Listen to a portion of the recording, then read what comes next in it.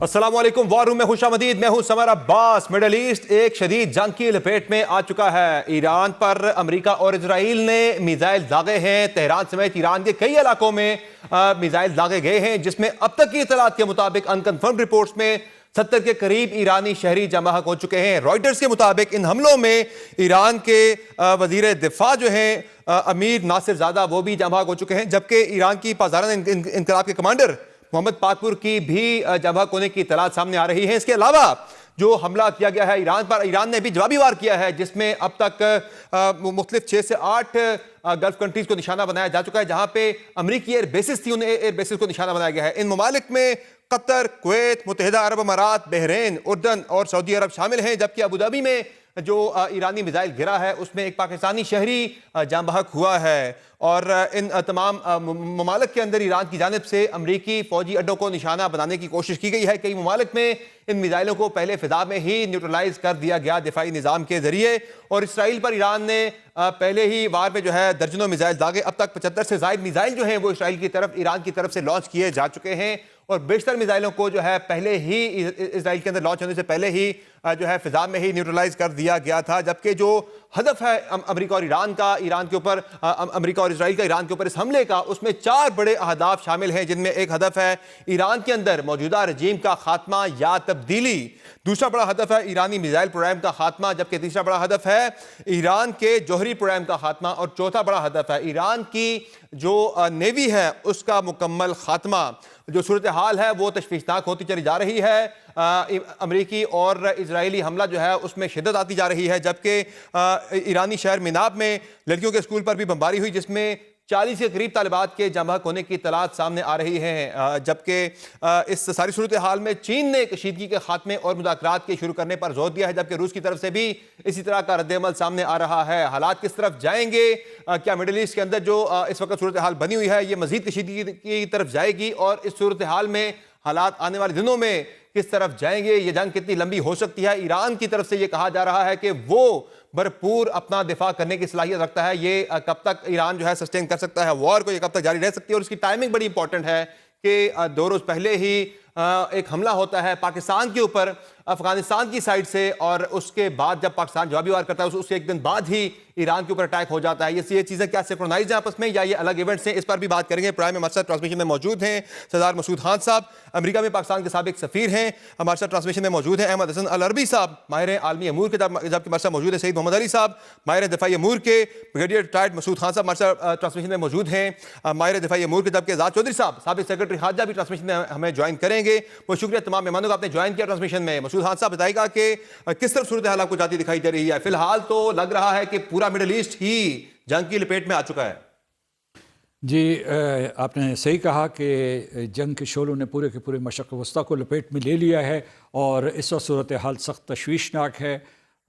پورا خطے اس کے اثرات سے، اس کے خطرناک اثرات سے محفوظ نہیں ہے۔ خود پاکستان کے اوپر اس کے بالواسطہ اور براہ راست اثرات نظر آ رہے ہیں، اور میں سمجھتا ہوں کہ ہماری یہ امید تھی کہ کسی طریقے سے یہ جنگ ٹل جائے، اور اس سلسلے میں پاکستان نے بھی سفارتکاری کی، دوسرے مسلمان ممالک نے بھی کی، خاص طور سے خلیجی ریاستوں نے بہت کوشش کی، اور جو اطلاعات آ رہی تھیں اس کے مطابق جو ہے امریکہ اور ایران کے درمیان جوہری مذاکرات میں پیش رفت ہو رہی تھی، کم از کم عمان کے وزیر خارجہ کے مطابق، اور خود جو ایران کے وزیر خارجہ عباس اراغچی نے جو بیان دیا تھا۔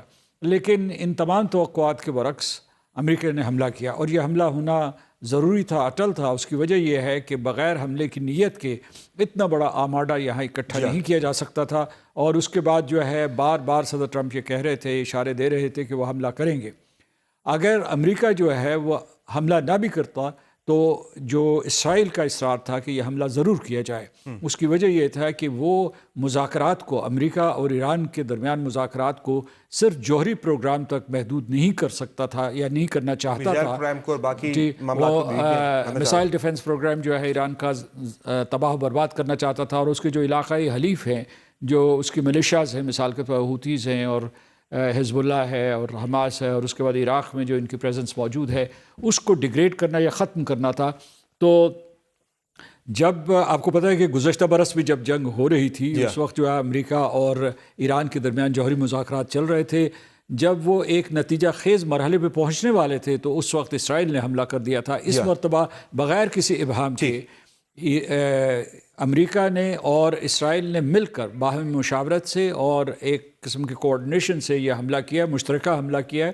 اور اگر آپ ان کی جو ہے باہمی عسکری استعداد کا مقابلہ اور موازنہ کریں تو امریکہ دنیا کی طاقتور ترین عسکری قوت ہے, اور اس کے مقابلے میں ایران نے اپنی جرأت کا مظاہرہ کیا ہے, اور اس کے بعد وہ اپنی مدافعت بھی کرے گا, اس کے بعد ہر طریقے سے دفاع کرنے کی کوشش کرے گا. لیکن اگر یہ جنگ طوالت اختیار کر گئی تو مجھے خدشہ یہ ہے کہ وہ ایران کی اینٹ سے اینٹ بجا دیں گے, کیونکہ ابھی تک انہوں نے جو اپنا صحیح اسلحہ ہے وہ استعمال نہیں کیا, مثلا جو کہ ایک قسم کی بلٹس کریگ ہے وہ نہیں کی. ایران نے بھی اپنے ارد گرد جو ہے ایک دفاعی فصیل کھینچی ہوئی ہے. اور میں ذرا بریگیڈیئر صاحب کا بھی اس پہ ان کا موقف لینا چاہوں گا, ان کا تجزیہ. بریگیڈیئر صاحب, آپ کی کیا رائے ہے, یہ حالات کس طرف جا سکتے ہیں, یہ جنگ کتنی بڑھ سکتی ہے؟ فی الحال آج کی اگر ہم بات کرتے ہیں تو آج تو پورا مڈل ایسٹ اس کی لپیٹ میں آ چکا ہے, اور اگر ثالثی کی بات ہوتی ہے تو ثالثی کون کروائے گا؟ صرف ایک ترکی رہ گیا ہے کہ جو کہہ رہے ہیں ہم ثالثی اس میں کروانے کی کوشش کریں گے, باقی ممالک تو خود اس میں اس جنگ کی لپیٹ میں آ چکے ہیں. جی ہاں, بالکل ایسا ہی ہے. دیکھیں کہ جس طریقے سے ہم سمجھ سکتے ہیں کہ سٹیج 1 ہو چکا ہے. سٹیج 1 میں امریکہ نے اور اسرائیلیز نے حملے کیے ہیں, ایران کا رسپانس بھی حملے کیے ہیں. اور ابھی دیکھیں کہ ابھی اس میں ڈیپینڈ کرتا ہے کہ ابھی اس میں پراکسیز جو ہے یا جو سپورٹر ہے ایران کے خطے میں, ان کا بھی رسپانس آنا باقی ہے. That is one thing. ابھی اس کے ساتھ ساتھ سائبر اٹیکس بھی جانے ہیں, ایک سلسلہ ہے.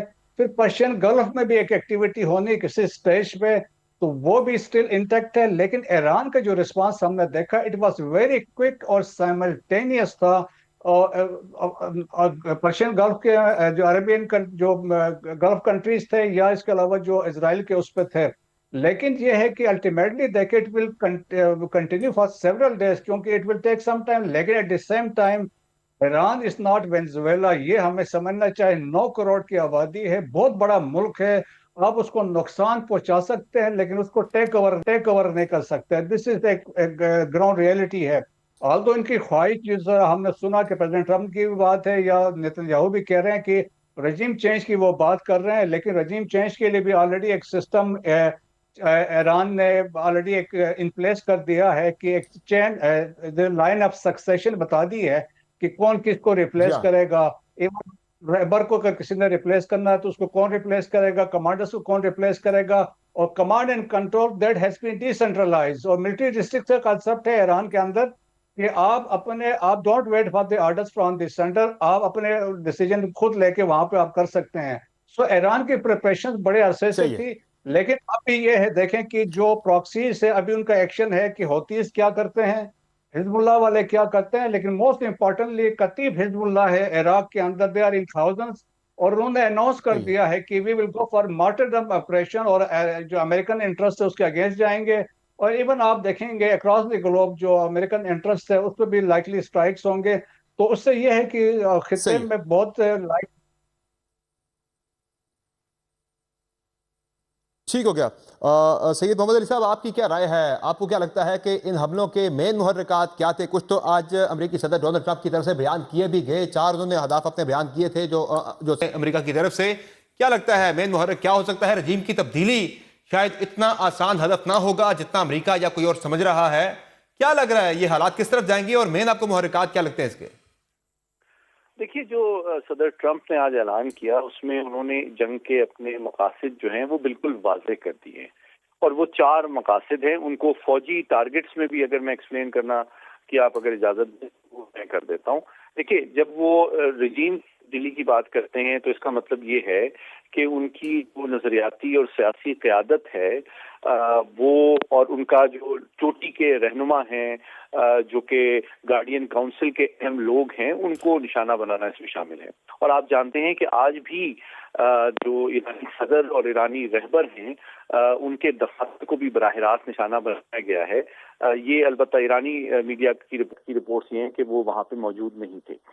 دوسرا ہدف جو ہے وہ پھر ان کے پاسداران انقلاب کے اہم جو ٹاپ لیڈرشپ ہے وہ ان کے ممکنہ نشانے پہ ہیں. اور تیسری چیز جو ہے وہ پھر ان کے میزائل بنانے کی جو اسمبلی پلانٹس ہیں اور ان کی اسٹوریج سائٹس ہیں جن کو وہ اگلے دنوں اور ہفتوں میں استعمال کر سکتے ہیں، جو ان کے میزائل کے ذخائر ہیں، اور جو ان کے لانچ سائٹس اور لانچرز ہیں جہاں سے وہ میزائل داغ سکتے ہیں، ان کے اوپر پری ایمپٹیو اسٹرائکس آج کی گئی ہیں اور کی جاتی رہیں گی، تاکہ ایران جو ہے وہ جوابی سطح پہ بڑے پیمانے پہ ان میزائلوں کو استعمال نہ کر سکے۔ لیکن جو شروعات تھی سید محمد علی صاحب وہ تو تھی انہوں نے تہران سے کی، جہاں ایران کی جو سینئر لیڈرشپ ہے وہ موجود تھی وہاں پہ، تو تہران سے حملہ شروع کرنا اس کا مطلب یہ ہے کہ شاید وہ پہلے رجیم چینج کی طرف جانا چاہ رہے ہیں۔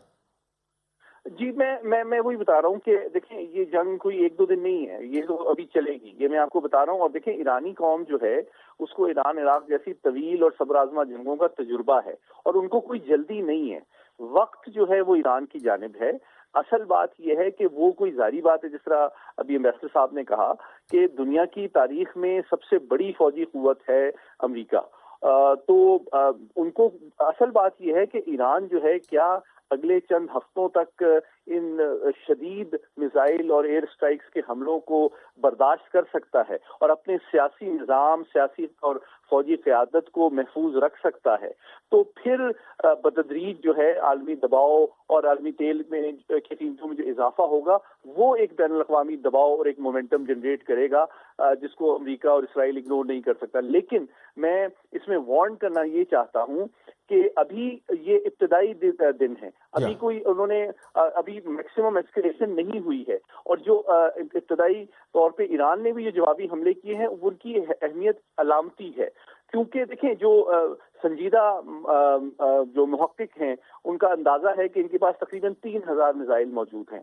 تو 3000 میزائل کا مطلب ہے اگر وہ 150 میزائل روز مار دیں تو 20 دن تک تو وہ لڑ سکتے ہیں، پھر 20 دن کے بعد کیا ہوگا؟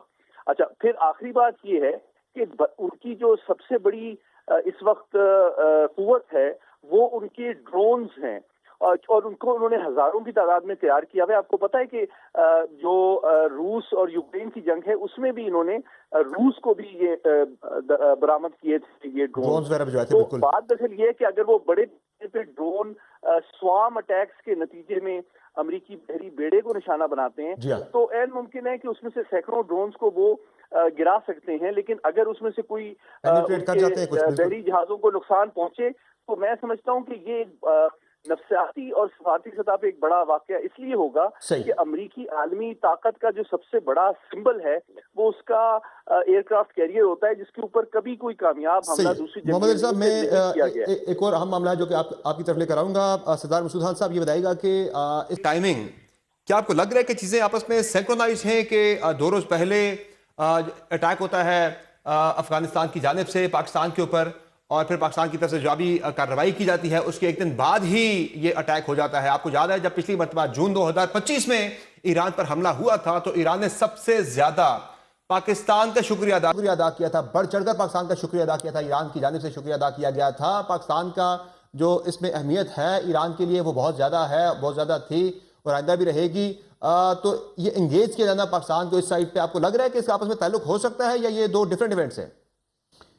یہ الگ الگ ہیں۔ میں سمجھتا ہوں کہ انٹیلیجنس ایجنسیز اس کا تجزیہ کر سکتے ہیں اور دیکھ سکتے ہیں کہ اس میں کوئی کسی قسم کی سنکرونائزیشن موجود ہے یا نہیں۔ لگتا ہے کہ جو افغان طالبان نے ہمارے اوپر حملہ کیا جسے ہم نے پسپا کیا، یہ ایک الگ تھا، اگرچہ اس کے بھی آپ دیکھ سکتے ہیں کہ اس کی کوئنسیڈنس اس وقت تھی کہ نریندر مودی جو ہے وہ تل ابیب میں موجود تھا، اور اس کے بعد جو ہے ان کے حوالے سے نتنیاہو اور نریندر مودی کے حوالے سے کوئی فیک نیوز بھی چلی کہ انہوں نے افغانستان کی حمایت کی ہے، جو بالکل غلط تھا۔ تو لہٰذا یہ ہے کہ اس جنگ کو، ہماری جنگ کو ایران کی جنگ کے ساتھ منسلک کرنا براہ راست مناسب نہیں ہے، لیکن یہ ہے کہ پاکستان کے لیے صورتحال دونوں صورتوں میں بہت ہی خراب ہے، کیونکہ آپ دیکھیے کہ ایک طرف جو ہے ہماری مغربی سرحد پہ اس طریقے سے دہشت گردی کے ذریعے جو ہے حملے کروائے جا رہے ہیں، اور ان کا سرپرست کون ہے؟ وہ ہندوستان ہے، جو افغان طالبان کا یا اس کے علاوہ جو تحریک طالبان پاکستان کا سرپرست ہے وہ ہندوستان ہے، وہی جو ہے منصوبہ ساز ہے، وہی سرمایہ کار ہے، وہی جو ہے ان کو استعمال کر رہا ہے۔ اور دوسری طرف جو ہماری ایران اور بلوچستان کی، یعنی ایران اور پاکستان کی جو سرحد ہے، اس میں سے جو دراندازی ہوتی ہے دہشت گردیوں کے ذریعے، ان کے پیچھے بھی ہندوستان کا ہاتھ ہے۔ تو یہ ایک جو ہے ایک قسم کی سنکرونائزیشن ہے. لہٰذا ہمیں اس جنگ کے اور بہت سے مضر اثرات ہوں گے، لیکن ایک جو ہوگا وہ یہ ہوگا، ہمیں دیکھنا ہوگا کہ کہیں ہندوستان اس موقع سے فائدہ اٹھاتے ہوئے اگر وہاں نقل مکانی ہوتی ہے اس علاقے میں بلوچستان سے، جو ایرانی بلوچستان سے پاکستانی بلوچستان میں نقل مکانی ہوتی ہے، تو ان میں دہشت گردوں کے نئے آپریٹیوز جو ہے ان کو انفلٹریٹ کرنے کی کوشش نہ کرے. اور اس لیے ہمیں جو ہے سیکیورٹی کے پوائنٹ آف ویو سے بہت زیادہ جو ہے ویجیلنٹ رہنے کی ضرورت ہے. صحیح ہے. آپ کی کیا رائے ہے اس پہ بریگیڈیئر ٹائر مسعود خان صاحب کے؟ آپ کو لگ رہا ہے کہ ان دونوں ایونٹس آپس میں سنکرونائزیشن ہو سکتی ہے؟ بالکل جی، بالکل سنکرونائزیشن ہے. آپ دیکھیں 25-26 کو مودی صاحب وزٹ کرتے ہیں اسرائیل کا، اور ایسے ٹائم موقع پہ کرتے ہیں جب کہ غزہ میں 72,000 شہادتیں ہوئی ہیں. اور اس کے بعد ایران پہ جو حملے کا تھا، تو یہ تو آج تو نہیں پلان ہوا، یہ تو سیورل کپل آف ویکس پہلے یہ پلان سارا کچھ فائنلائز تھا. سو وہ وہاں پہ گئے، انڈورس کرنے گئے تھے. جب وہ واپس آتے ہیں نیکسٹ ڈے پاکستان میں 53 لوکیشنز پہ جو طالبان رجیم ہے وہ اٹیک کرتے ہیں.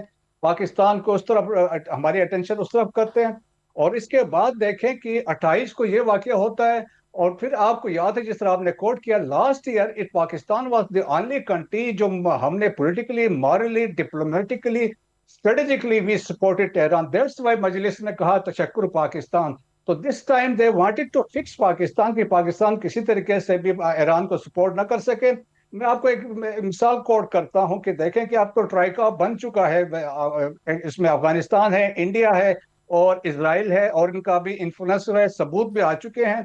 This is a book my enemy is enemy, Avinash Paliwal نے لکھا کہ Sardar Daud was prime minister of Afghanistan. He wrote to Indian prime minister, ان کا کہا، سجیسٹ کیا کہ آپ you militarily engage Pakistan from the east, we would take a fight in the west so that we can fix Pakistan. یہ تو سوچ ان کی اس وقت سے تھی. اب یہ جو ماسٹر جو ان کے پروکسی ہے اسرائیل نے ان کو یوز کیا ہے. since Indians they are financing payment وہاں پہ آ رہی. Let's not forget Ajit Doval نے کیا کہا تھا. انہوں نے کہا تھا کہ یہ طالبان they are mercenaries، ہم نے پیسہ پھینکنا ہے، they will fight for us. So that's what is happening now.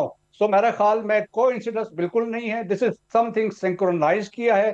Pakistan کو یہاں فکس کرنا چاہتے ہیں. ساؤتھ ایشیا میں دیکھیں پاکستان کو ایسٹ سے بھی فکس کرو، ویسٹ سے بھی فکس کرو، اور پھر ایران پہ یہ چڑھائی کر رہے ہیں. تو میرا خیال میں یہ ہے، بٹ پاکستان نے جو اسٹینڈ لیا ہے، تو پاکستان نے کنڈم کیا ہے، اینڈ وی سپورٹ جو ایرانین سوورنٹی کی پاکستان سپورٹ کرتا ہے. صحیح. محمد علی صاحب، آپ کیا سمجھتے ہیں ایران کے اس تنازع کو لے کر پاکستان کی اہمیت کیا ہو سکتی ہے؟ پچھلی مرتبہ بھی ایرانیوں نے بڑا شکریہ ادا کیا تھا پاکستان کا بطور خاص، اور اب پاکستان کا انگیج ہو جانا، اس کا کیا امپیکٹ آ سکتا ہے ایران کے حالات کے اوپر؟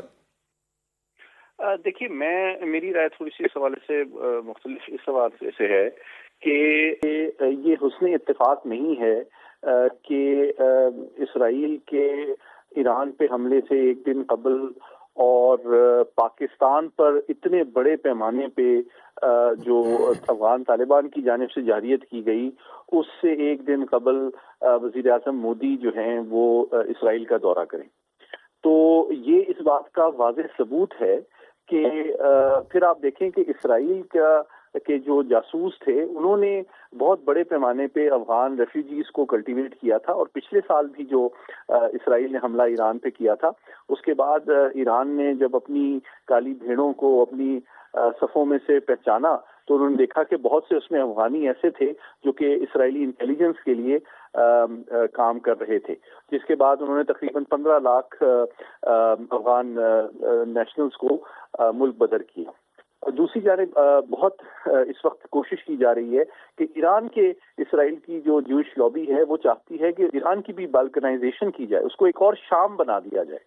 تو جو آپ دیکھ رہے ہیں کہ اسرائیلی فنڈڈ جو ان کی انٹیلیجنس کی ویب سائٹس اور تھنک ٹینکس ہیں، جس طرح میمری ہے، وہ بلوچستان کو ایک آزاد ریاست بنانے کی کوشش کر رہی ہیں، اور جو علیحدگی پسند تحریکیں ہیں ان کو ہوا دے رہی ہیں. تو یہ ایک مشترکہ مفاد بھارت کا بھی ہے، کیونکہ آپ دیکھ رہے ہیں بڑے پیمانے کو بلوچستان کے اندر بلوچ سیپریٹسٹ کو بھی وہ سپورٹ کر رہے ہیں. بالکل اسی طرح ایران کے اندر جو بلوچستان کی علیحدگی کی تحریک ہے اس کو اسرائیل اسپانسر کر رہا ہے. تو آپ کو بالکل واضح نظر آ رہا ہے بھارت اور اسرائیل کا گٹھ جوڑ بلوچستان کو ڈیسٹیبلائز کرنے کے لیے، کیونکہ بلوچستان کی آزادی کے حوالے سے جو سازش ہے وہ یہ ہے کہ چین کا جو قلع کما ہے اس کے سی پیک کو کے راستے سے ان کو محروم کر دیا جائے. یہ جیو پولیٹیکل گیم، بڑی گیم، ایک بہت بڑی گیم ہے. اور دوسری بات یہ کہ آپ نے دیکھا کہ جو حملہ 53 جگہ پہ افغان طالبان نے پاکستان پہ کیا، اس سے واضح آپ کو نظر آتا ہے کہ بھارت اور اسرائیل یہ سمجھتے ہیں کہ پاکستان کی فوجی توانائی، وسائل اور توجہ جو ہے وہ مبذول کرائی جائے مشرق وسطیٰ کے حالات سے اور بھارت کی ممکنہ جارحیت کے حوالے سے. آپ کو یاد دلانا چاہتا ہوں کہ وزیر اعظم مودی نے کہا تھا کہ آپریشن سندور ابھی مکمل نہیں ہوا، تو اگر پاکستان بہت زیادہ اپنی مشرقی سرحد پر اپنی افواج لگا دیتا ہے تو کہیں عین ممکن ہے کہ بھارت کوئی غلط فہمی کے تحت اس کا ناجائز فائدہ اٹھانے کے لیے کوئی غلط حرکت کرے. تو اس لیے میں سمجھتا ہوں ہمیں جب بہت بڑے پیمانے پہ ہم نے ایک تاریخی اور عبرتناک جو ہے قیمت ادا کرنے پہ مجبور کیا ہے طالبان کو، بن چکی ہے جو موجودہ حالات بن چکے ہیں اس میں آپ یہ کہہ رہے ہیں کہ بھارت کی طرف سے کسی بھی قسم کے مس ایڈونچر کے خطرات بڑھ چکے ہیں مزید. جی میں یہی کہہ رہا ہوں کہ ہمیں اس وقت انتہائی چوکنا رہنے کی ضرورت ہے کہ اب اگر ہمارا پوسچر اس طرح شفٹ ہوتا ہے بہت زیادہ افغانستان کی طرف، شمال مغرب کی جانب، تو بھارت بھی اس کا ناجائز فائدہ اٹھانے کی کوشش کر سکتا ہے. کیونکہ دیکھیں اس وقت کوئی عالمی ادارہ، عالمی قانون، عالمی تنظیم جو ہے وہ دنیا میں امن و سلامتی کی ضمانت نہیں دے سکتی. اس لیے ہم نے اب افغانستان کو بہت بھاری قیمت ادا کرنے پہ مجبور تو کیا ہے دہشت گردی کے خلاف، لیکن اب ہمیں چاہیے کہ ہم چوکنا رہیں کہ اگر ہم مکمل طور پر، اور پھر ایران بھی اگر ڈیسٹیبلائز ہوتا ہے، ہماری مغربی سرحد جو ہے غیر محفوظ ہوتی ہے، تو ہمارے لیے بہت ضروری ہے کہ ہم بھارتی خطرے کو نظر انداز نہ کریں اور مکمل طور پہ چوکنا رہیں کہ بھارت کہیں اس سچویشن سے کوئی فائدہ اٹھانے کی دوبارہ کوئی غلط حرکت نہ کرے. ٹھیک ہے، اسی پہ پرائم میں مختصر بریک لیتے ہیں. بریک کے ڈسکشن جاری رہے گی، ہمارے ساتھ رہے گا.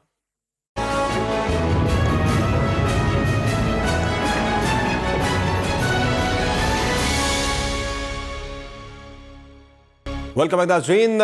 بات ہو رہی ہے وار روم میں ایران کے اوپر اسرائیل اور امریکہ کے اٹیک کے حوالے سے. صورتحال کافی کشیدہ ہے، مڈل ایسٹ کی پورا ہی اس جنگ کی لپیٹ میں آ چکا ہے. احمد حسن العربی کی طرف چلتے ہیں. سر یہ بتائیے گا کہ کیا لگ رہا ہے آپ کو؟ فی الحال تو مڈل ایسٹ اس جنگ کی لپیٹ میں آ چکا ہے، یہ جنگ کتنی پھیل سکتی ہے اور مزید کون سے خطے اس کی لپیٹ میں آ سکتے ہیں، مزید کون سے ممالک اس کی لپیٹ میں آ سکتے ہیں، اور کیا لگ رہا ہے کہ کتنی لمبی چل سکتی ہے؟ بہت شکریہ. دیکھیں سمر بھائی، اس میں دو چیزیں ہیں. یہ اس دفعہ جو کانفرنٹیشن ہوئی ہے بٹوین اسرائیل اینڈ ایران، یہ 2 سال میں چوتھی دفعہ ایسا ہوا ہے کہ ان دونوں کے درمیان میں مسلز ایکسچینج ہوئے ہیں. جی ہاں. اور اس سارے کانٹیکس کے اندر جو چوتھی دفعہ یہ ہو رہا ہے، اس میں صرف ڈفرینس یہ ہے کہ ایران کا جو رسپانس ہے وہ پہلے 3 دفعہ بہت زیادہ ریسٹرکٹیو تھا، بہت زیادہ کیلیبریشن کے بعد، بہت زیادہ ڈپلومیٹک انڈیورز کے بعد، اپنی سیٹنگ کو انہانس کرنے کے بعد ایران نے رسپونڈ کیا. اس دفعہ اٹ از ویری سوئفٹ. یہاں پہ آپ نے دیکھا کہ پھر ایران نے جو امریکن بیسز ہے ریجن میں ان کو بھی ٹارگٹ کیا. یہاں سے سچویشن جو ہے وہ 2 طرف جا سکتی ہے. ایک سائڈ تو یہ ہے کہ ایران جو ہے یہ surgical strikes kind of situation ہوگی، پورے مڈل ایسٹ کے اندر جو ایکٹرز ہیں وہ مل کے بیٹھیں گے، امریکہ اس کے اندر ڈپلومیسی کا سہارا لے گا اور پھر اس کے بعد یہ سچویشن ڈائل ڈاؤن کر جائے گی. ڈائل ڈاؤن کرنے کے بعد ڈونلڈ ٹرمپ کے لیے ایک ون ون سچویشن ہوگی. وہ یہ کہیں گے کہ میں نے ایک بہت میجر جنگ رکوائی اور مجھے پیس پرائز ملنا چاہیے، اور اس کے ساتھ ساتھ وہ یہ بھی کہیں گے کہ میں نے اپنا جو میں وعدہ کر کے آیا تھا امریکن سے کہ میں مڈل ایسٹ سے اپنی فورسز کو نکالوں گا، وہ وعدہ بھی میں نے پورا کیا. اور اس کے ساتھ ساتھ یہ جو امریکہ کے اندر اے پیک ہے، یعنی جو اسرائیلی لابی ہے ڈونلڈ ٹرمپ کے جو بہت سخت خلاف ہو چکی ہے، اس کو بھی ڈونلڈ ٹرمپ یہ کہہ سکتے ہیں کہ میں نے اسرائیل کی سپورٹ کے اندر اپنی ملٹری پوزیشننگ کی. ایک ایسپیکٹ تو یہ ہے، ایک آؤٹ کم یہ ہو سکتا ہے. دوسرا آؤٹ کم یہ ہے کہ یہ پھیل کے پورے خطے کے اندر ایک بڑی جنگ بن جائے، ریجنل وار بنے، اور اس کے بعد within days it will escalate into a global war. Because اگر یہ جنگ پہ امریکہ زیادہ باک ڈاؤن ہوتا ہے اور ایران کھل کے امریکہ ایران کے مسل سسٹمز کو ٹارگٹ کرتا ہے، امریکہ ایران کی لیڈرشپ کو ڈیکیپیٹیٹ کرتا ہے، تو پھر یہ جنگ پھیلے گی. اس میں رشیا بھی انوالو ہوگا، اس میں چائنا بھی انوالو ہوگا. مجھے ایسا لگتا ہے کہ یہ آؤٹ کم جو ہے یہ ہائیلی ان لائکلی ہے. یہ امریکہ کے انٹرسٹ میں بھی نہیں ہے، یہ ایران کے انٹرسٹ میں بھی نہیں ہے، لیکن یہ اسرائیل کے انٹرسٹ میں ڈیفینیٹلی ہے. اس کے ساتھ ساتھ جو تیسرا امپورٹنٹ فیکٹر ہمیں دیکھنے کی ضرورت ہے وہ یہ ہے کہ جو پاکستان کے ساتھ افغانستان کے جو سارے کانٹیکس میں ہو رہے ہیں اور مودی کا جو اسرائیل کا وزٹ ہوا ہے، آپ یہ دیکھ سکتے ہیں کہ last time Pakistan played a very vital role in de-escalating the situation. اس دفعہ افغان طالبان جو کہ ماسٹر پراکسی ہیں، انہوں نے اپنے ماسٹر ہینڈلر یعنی اسرائیل کے کہنے کے اوپر اس جنگ سے تقریباً 48 گھنٹے پہلے پاکستان کے اوپر اٹیک کیا تاکہ پاکستان کو افغانستان میں باگ ڈاؤن کیا جا سکے. دس از ویری امپورٹنٹ کہ جب وہ ہیگزاگون الائنس نتن یاہو بنا رہا تھا تو سب سے پہلے اپنی تلواریں افغانیوں نے، افغان پی ٹی اے نے بیچی اسرائیل کو کہ ہم تمہارے ساتھ ہیں مسلمانوں کے خلاف الائنس بنانے میں. صحیح ہو گیا، ٹھیک ہو گیا. اسی پہ آگے بڑھاتے ہیں اور سابق سیکرٹری خارجہ اعزاز چودھری صاحب کا موقف بھی لیتے ہیں. اعزاز چودھری صاحب، شکریہ آپ نے جوائن کیا. یہ بتائے گا کہ آپ کو کیا لگ رہا ہے، یہ حالات پھر یہاں سے اگر مزید بگڑتے ہیں تو کہاں تک جائیں گے؟ فی الحال تو پورا مڈل ایسٹ ہی اس سے جنگ کی لپیٹ میں ہے. تشویشناک ہے صورتحال، اور وہ تو ہمیں اندازہ ہو گیا تھا کہ امریکہ بہرحال ایک حملہ ضرور کرے گا. اتنی تیاری کی تھی.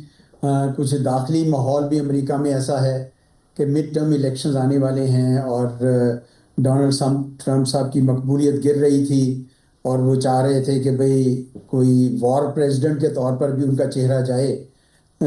اور ادھر اسرائیل بھی اپنے جو علاقائی بالادستی کے لیے کام کر رہا تھا، گریٹر اسرائیل کے لیے، اور اس کو ایران ایک مزاحمت کے طور پر نظر آ رہا تھا. چنانچہ امریکہ اور ایران نے، اسرائیل نے مل کر یہی سوچا کہ ہم مذاکرات کا نام لیں گے لیکن ایسی شرائط رکھ دیں گے جو ناقابل قبول ہو جائیں ایران کے لیے. نیوکلیئر تو ایران ماننے کو تیار تھا لیکن میزائل اور دوسری نہیں. تو چنانچہ یہ جنگ تو ناگزیر تھی اور ہونی تھی، اور آج اس کا باقاعدہ آغاز بھی ہو گیا. اور ایران کے اندر جو ہمیں ایک تھا اندازہ تھا کہ ایران میں شاید اتنی قوت ہوگی جو جس سے وہ جوابی حملہ کر سکے، کیونکہ ایران کا جو اعتماد نظر آ رہا تھا ان کے بیانات سے، اس سے تو یہی تاثر مل رہا تھا کہ ان کے پاس میزائل کا کافی ذخیرہ ہے. اور آج انہوں نے بتایا بھی ہے کہ ابھی تو ہم نے پرانے ذخیرے استعمال کیے ہیں بھی اور ہم نے کرنے ہیں. تو اس حد تک تو میرے خیال میں ہم سب کو اندازہ تھا کہ یہ اسرائیل کو اٹیک کریں گے، لیکن یہ نہیں علم تھا کہ یہ اتنی بڑی تعداد میں باقی ملکوں کے اوپر بھی اتنی جلدی پہلی ہی فیز میں حملہ کر دیں گے. کیونکہ جو 12 روزہ جنگ ہوئی تھی جون میں، تو اس میں تو انہوں نے آخر پہ آ کے قطر میں جو امریکی اڈا تھا اس پہ کیا تھا، اس میں شروع میں ہی کر دیا. تو اس کا مجھے خیال ہے کہ یہ حکمت عملی کو شاید بہت اچھی نہیں تھی، کیونکہ یہ ملک جو ہیں یہ بھی اب بڑے تیز بیانات دے رہے ہیں. حالانکہ صحیح ہے. اس پہ اعزاز چودھری صاحب اس پہ مزید بات کریں گے آگے چل کر. بریگیڈیئر مسعود خان صاحب، آپ بتائیے گا کہ ظاہر ہے اب ثالثی کے حوالے سے پھر آپ کو کیا لگتا ہے کون اس میں ثالثی کے لیے آ سکتا ہے؟ جو گلف کنٹریز ہیں وہ تو خود اس جنگ کی لپیٹ میں آ چکے ہیں، تو ثالثی اگر کروانی ہے پھر کون کروائے گا اور کس سٹیج پہ آپ کو لگ رہا ہے کہ جا کے ثالثی ہو سکتی ہے؟ فی الحال تو بظاہر جو لگ رہا ہے کہ یہ جنگ طویل ہوگی اور فوری طور پر ثالثی کے حوالے سے بھی ایسے حالات پیدا ہوتے ہوئے نظر نہیں آ رہے. بالکل بھی نہیں نظر آ رہا ہے اور چانسز بھی نہیں ہے کہ فوراً ایسی کوئی بات ہوگی. دیکھیں ابھی تو فوکس ان کا ہوگا کہ ہمارے ملٹری آبجیکٹیوز کیا ہیں، پولیٹیکل آبجیکٹیوز کیا ہیں. اب ٹرمپ نے تو دیکھیں، ٹرمپ کے سٹیک تو بڑے ہائی اس میں بھی ہیں. اب انہوں نے اتنے بلڈ اپ کیا، ملٹری بلڈ اپ ہے، بلینز آف ڈالرز کے ایکسپینڈیچر کے ساتھ 2 کیریئرز یہاں پہ آئے اور باقی ڈپلائمنٹ بھی کی گئی ہے. اور اوپر سے دیکھیں کہ جو سیٹ بیک ٹرمپ کو ہوئے ہیں، ٹیرف والا معاملہ آپ نے دیکھا اس میں کیا ہوا، مینوسوٹا میں جو واقعات ہوئے ہیں، ان کے پاپولرٹی گراف 55% گر چکی ہے. اور اس کے علاوہ ایپسٹین فائل کا بھی ذکر ہو رہا ہے. تو بہت سارے وجوہات ہیں. پھر مڈ ٹرم الیکشن ہے نومبر میں، تو ابھی وہ تو چاہے گا کہ کوئی یہاں سے کوئی بھی ان کو کوئی چیز لے کے جا کے امریکن عوام کو کہے کہ یہ میں نے کیا، آپ کے لیے کیا ہے. اور جس طریقے سے انہوں نے بات کی ہے کہ ہم امریکن انٹرسٹ کو پروٹیکٹ کرنا چاہ رہے ہیں. اور اسی طرح ابھی یونائٹڈ کنگڈم کے پرائم منسٹر نے بھی کہہ دیا ہے کہ ہم بھی اپنے لوگوں کے دفاع میں آ کے ابھی جوائن کر رہے ہیں. دیکھیں کہ ایک ڈبل سٹینڈرڈ تو دنیا میں تمام ہے، لیکن یہ ہے کہ ثالثی ان نیئر فیوچر میں مجھے نہیں لگتا. پاکستان کی یقیناً کوشش ہوگی. پاکستان از دی فرسٹ کنٹری جنہوں نے کنڈیم کیا ہے اس حملے کو، اور پاکستان یقیناً کوشش کرے گا، بیہائنڈ دی سین کرے گا. لاسٹ ایئر بھی ہم نے کیا تھا جون میں، اور ترکیہ اس میں ایک کردار ادا کر سکتا ہے. لیکن مجھے نہیں لگتا ہے क्योंकि देखें कि नेतन्याहू के भी मकासद ये है कि वो इसमें कुछ अचीव करे। दैट्स वाई अब लोग ये कहते हैं कि America was pulled in by the Israelis, और वो कहते हैं सही। America is the vessel state of Israel. और देखें जब रिसेंटली अब नेतन्याहू अमेरिका गए थे तो वहां पे ये ठीक। बात कोट की गई थी कि उन्होंने कहा था कि भाई जो काम हमने जून 25 में स्टार्ट किया था, लेट्स फिनिश इट नाउ। ठीक है। ये बताइएगा अहमद हसन अल अरबी साहब के आपको लग रहा है कि जल्द मामलात मुज़ाकरात या बातचीत की तरफ या सालसी की तरफ जा सकते हैं, या ये जंग लंबी जाएगी? क्योंकि जितना बड़ा बिल्डअप अमेरिका ने किया है वो तो शायद चाहेगा कि जल्द अपनी यहाँ से अपने मिशन को कंप्लीट करे और यहाँ से पैकअप करके वापस जाए।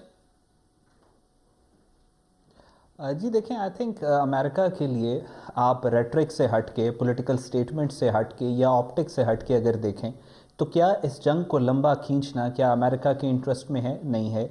क्या इस जंग को बाकायदा तौर पे फैलाना अमेरिका के इंटरेस्ट में है? नहीं है। अगर इंडिविजुअली आप डोनाल्ड ट्रंप की भी बात करें तो क्या पॉलिटिकल इंटरेस्ट उनका है एक ऐसा लीडर जिसने अपनी प्रेसिडेंशियल डिबेट में, तकरीर में ये कहा था प्रेसिडेंट बन के कि मैं अमेरिका को मिडल ईस्ट की जंगों से निकालूंगा? अमेरिका के अंदर जो पॉपुलर सेंटिमेंट है अकॉर्डिंग टू सर्वेज वो ये है कि 5 में से 1 अमेरिकन चाहता है कि ईरान पे हमला हो, 4 चाहते हैं कि ना हो।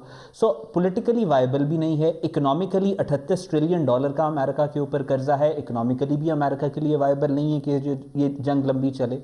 तो आई थिंक मुझे ऐसा लगता है कि आने वाले चंद दिनों में आप मैसिव डिप्लोमेटिक एफर्ट्स देखेंगे मिडल ईस्टर्न रीजन के अंदर भी, वेस्टर्न रीजन के अंदर भी और ब्रॉडर मुस्लिम वर्ल्ड के अंदर भी, और ये कॉन्फ्लिक्ट जो है ये डाइल डाउन होगा।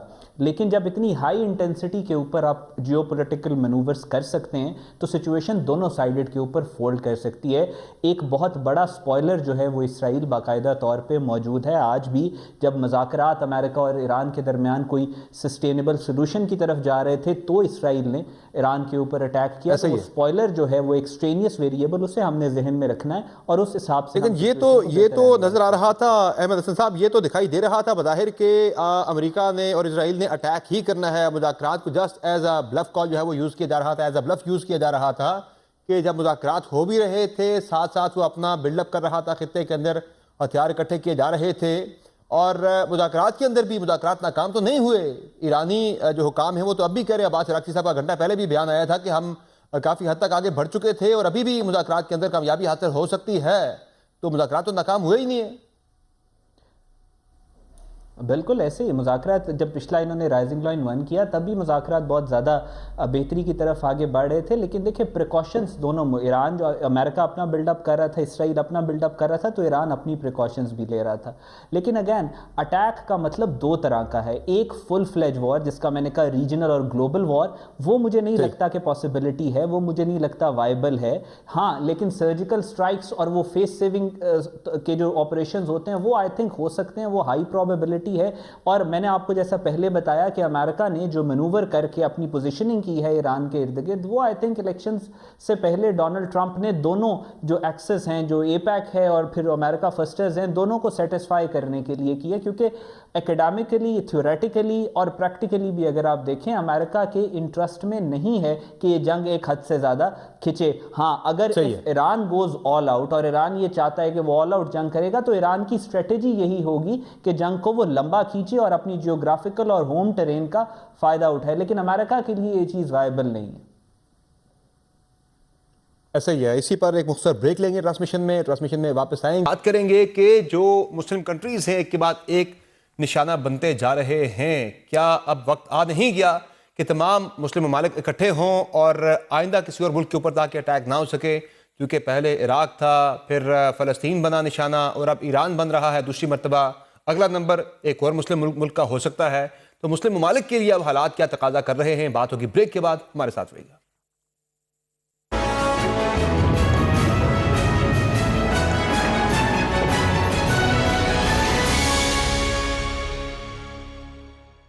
दुनिया वार रूम में फिर से आपको खुशामदीद कहेंगे। ईरान पर इजराइल और अमेरिका का हमला जारी है और अब तक की ईरानी मीडिया की रिपोर्ट्स के मुताबिक सैकड़ों ईरानी शहरी जम बहक हो चुके हैं जबकि हजारों जख्मी हुए हैं। ईरान ने भी खित्ते के अंदर जो अमेरिका के इत्तेहादी हैं अमेरिकी बेसिस के ऊपर उन ममालिक के अंदर अटैक किया है, जिसमें अब तक के यूएई के अंदर एक पाकिस्तानी शहरी के जम बहक होने की इत्तलात सामने आई है। सूरत हाल बदस्तूर बिगड़ती जा रही है, इसका हाल क्या निकलेगा? ایک کے بعد ایک مسلم ملک جو ہیں وہ اسرائیل اور امریکہ کے نشانے پر ہیں. پہلے عراق نشانہ بنا, اس کے بعد پھر پچھلے سال جو ایران نشانہ بنا, اور اس کے ساتھ ساتھ جو ہے غزہ کو صفحہ ہستی سے بالکل مٹا دیا گیا, فلیٹن کر دیا گیا. اب اگلا نمبر کس ملک کا ہو سکتا ہے اگر یہ خاموشی اسی طرح سے برقرار رہتی ہے؟ کیونکہ گریٹر اسرائیل کی باتیں ہو رہی ہیں, جو اسرائیلی عزائم ہیں وہ توسیع پسندانہ, وہ تو بہت ہی خوفناک اور خطرناک ہیں. تو کیا کہیں گے احمد حسن العربی صاحب کے مسلم ممالک جو ہیں ان کے لیے حالات کیا تقاضا کر رہے ہیں کہ وہ جو ایک مسلم نیٹو کی بات ہو رہی تھی, مسلم اتحاد کی بات ہو رہی تھی, وہ ٹائم آ نہیں گیا کہ سب دیکھتے رہیں اور ایک کے بعد ایک ملک جو ہے وہ نشانہ بنتا رہے, یا پھر سارے اکٹھے ہو جائیں؟ دیکھیں جتنا لیٹ ہوتا جا رہا ہے اتنا مسلم دنیا کو نقصان زیادہ ہوتا جا رہا ہے. اسرائیل نے, نیتن نے تو باقاعدہ طور پہ ایک الائنس کا اعلان کر دیا, جو ہیگزاگون جس کا انہوں نے نام دیا کہ ہم اسرائیل کو بچانے کے لیے, یعنی مطلب یہ کہ اسرائیل کے عزائم کو آگے بڑھانے کے لیے مسلمانوں کے خلاف ایک الائنس بنا رہے ہیں. اور اس میں انہوں نے سب سے پہلے نریندر مودی کو بلایا, پھر اس کے بعد آپ نے دیکھا اسی کے پیٹرن کے اوپر کام کرتے ہوئے افغان طالبان نے پھر اٹیک کیا پاکستان کو. تو وہ تو اپنا ایک الائنس فارم کر رہے ہیں, وہ تو ایک الائنس لے کے چل رہے ہیں. اور مڈل ایسٹ کے اندر بہت تیزی سے امریکہ کی جو سیکیورٹی گارنٹیز ہیں وہ ڈسٹرب ہو رہی ہیں. اب امریکہ کے اندر دیکھیں ایک اور پرسپیکٹو میں آپ کے ساتھ شیئر کر رہا ہوں. امریکہ فرسٹرز ہیں جو ڈونلڈ ٹرمپ کی سپورٹ بیس ہے, وہ یہ بات کر رہے ہیں کہ امریکہ کی بیسز جو ہیں وہ مڈل ایسٹ کے اندر ہٹ ہوئی ہیں. یہ بہت بڑا ایکسکیوز ہے امریکہ کے پاس کہ ڈونلڈ ٹرمپ اپنا وعدہ پورا کرے اور امریکہ مڈل ایسٹ کے اندر اپنی جو سیکیورٹی پریزنس اور ایکسپینڈیچرز ہیں ان کو کم کرے اور امریکہ کی طرف واپس ان کو لے کے آئے. سو اس ساری سچویشن میں جو ڈیمانڈ ہے, یہ جس طریقے سے ایک کے بعد ایک مسلمان ملک کو ٹارگٹ کیا جا رہا ہے, ایک نئے سیکیورٹی اپریٹس کی اور ایک نئی سیکیورٹی گارنٹیز کی ضرورت مڈل ایسٹ کو ہے. اور یہ ویکیوم جو ہے وہ مسلم کنٹریز مل کر ہی فلفل کر سکتی ہیں. جو مسلم نیٹو کی آپ نے بات کی, یا مسلم by lateral, try lateral, multi lateral alliances کی آپ نے بات کی, یہ ایک نیڈ آف دی آور ہے. اور ہم چاہیں یا نہ چاہیں ہمارا دشمن جو ہے ہمیں مجبور کرے گا کہ ہم یہ الائنس کی طرف بڑھیں. ٹھیک ہے بریگیڈیئر مسعود خان صاحب, آپ بتائیے گا آپ کی کیا رائے ہے کہ حالات کیا تقاضا کر رہے ہیں کہ مسلم ممالک کو اکٹھا ہونا پڑے گا, یہ وقت آ گیا ہے, یا مزید تاخیر کرتے ہیں تو مزید ایک کے بعد ایک ملک نشانہ بنتے رہیں گے؟ چونکہ اس وقت کوئی عالمی قانون میٹر نہیں کرتا, عالمی ادارے میٹر نہیں کر رہے, امریکہ یا اسرائیل جو چاہ رہے ہیں وہ کرتے جا رہے ہیں.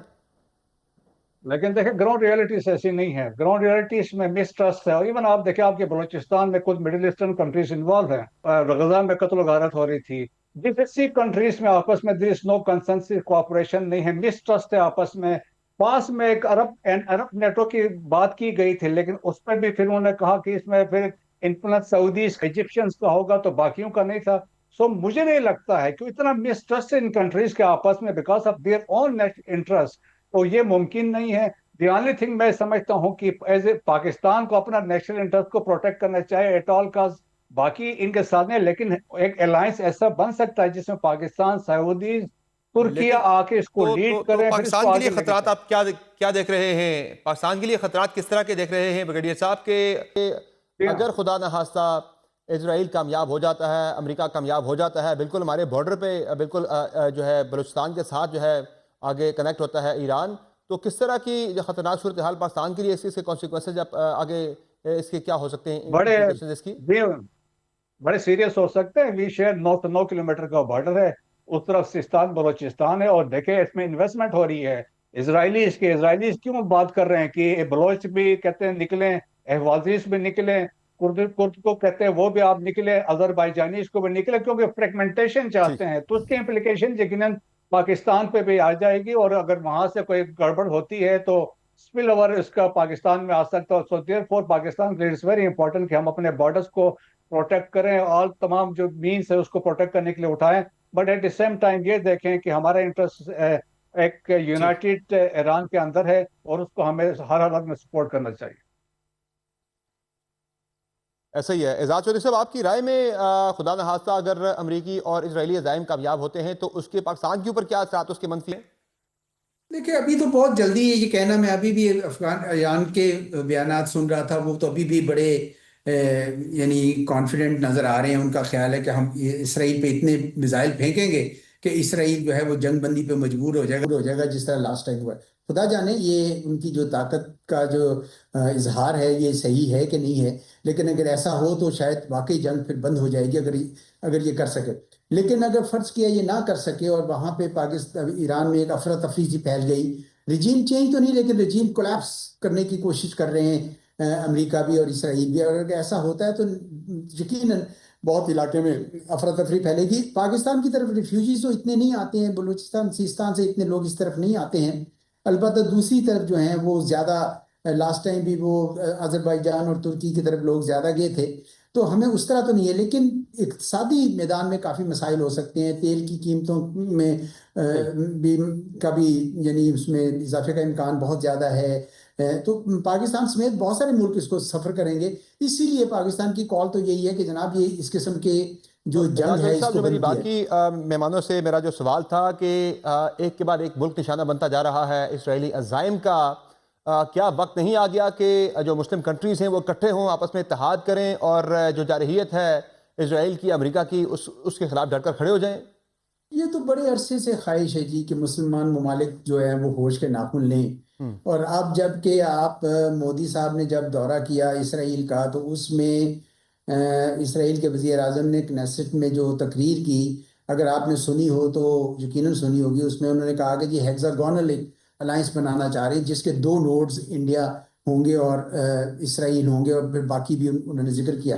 اب وہ کیا ہیں, وہ ایک عالم اسلام کے خلاف جنگ ہے نہیں پوری, کیونکہ وہ اس مشرق وسطیٰ میں اپنی اجارہ داری چاہتا ہے اسرائیل, اور یہ جنوبی ایشیا میں چاہتے ہیں مودی سرکار جو ہیں, اور یہ بھی ہندو گلوری کی بات کرتے ہیں اور وہ جوئش گلوری کی بات کرتے ہیں. یہ بھی مسلمانوں کے خلاف بات کرتے ہیں اور وہ بھی مسلمانوں کے خلاف بات کرتے ہیں. تو چنانچہ عالم اسلام کے لیے تو بڑا ضروری ہے کہ یہ آپس میں متحد ہو کر یہ کچھ کرتے ہیں. لیکن ایسا ہوا نہیں ہے نا جی, آپ کے سامنے ہی ہے. اب تو ایران نے جب باقی گلف ممالک کے اوپر بھی کر دیا ہے, ان کے اوپر تو نہیں کیا, امریکی اڈوں میں کیا ہے, لیکن وہ بہرحال ان کو خفگی ہے اس بات کی. تو مجھے اس طرح تو نظر نہیں آ رہا عالم اسلام میں کوئی اتحاد, لیکن ان کو اس بات کا اندازہ ہو جانا چاہیے سب کو کہ جو خطرات بہت زیادہ ہو گئے ہیں اسلام کے خلاف. جی صحیح ہے. کوئکلی بریگیڈیئر صاحب, آپ کی کیا رائے ہے کہ اب وے فارورڈ کیا ہے پاکستان کے لیے, پاکستان کو فوری طور پر کیا کرنا چاہیے ان حالات کے اندر؟ پاکستان کو اپنا رول ادا کرنا چاہیے. پاکستان کا بڑا اچھا امپریشن ہے پریزیڈنٹ ٹرمپ کے اوپر, اور ہمیں ڈپلومیٹیکلی بھی اور ملٹریلی جو چینلز کے تھرو, کیونکہ ملٹری ہمارے سینٹ کام کے ساتھ اچھے تعلقات ہوتے ہیں, انڈرسٹینڈنگ ہوتی ہے, اور ہمیں اس میں وے فارورڈ کوشش کرنی چاہیے. اور میرے خیال میں ہو سکتا ہے کچھ نہ کچھ بہتری ہو سکتی ہے. ترکیہ کا امپورٹنٹ رول اس میں بھی ہو سکتا ہے.